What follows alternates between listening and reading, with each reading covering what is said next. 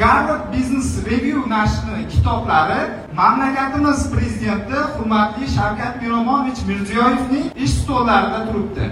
Hatto prezidentimiz ham asarni o'qiyaptilar. Yoshligimizda kim Harvard universitetida o'qishni orzu qilgan? Oramizda rosa ko'p ekan.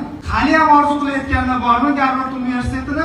Endi xavotir olmasangiz bo'ladi. Siz Harvardga bormasangiz, Harvard sizga keladi va biz bu narsani uddaladik. Harvard Business Review nima? 1922-yilda Harvardning iqtisodiyot fakulteti Harvard Business maktabi tomonidan Harvard Business Review nashr qila boshladi. Mana shu Harvard Business Review bugungi kunda dunyoning top menejerlari, davlat rahbarlari, korxona rahbarlari, sohasining tor doiradagi eng zo'r mutaxassislar tomonidan o'qib kelinadi. Biz Gutenberg nashriyot uyi risk qilib mana shu asarlarni o'zbek tilida chop qildik.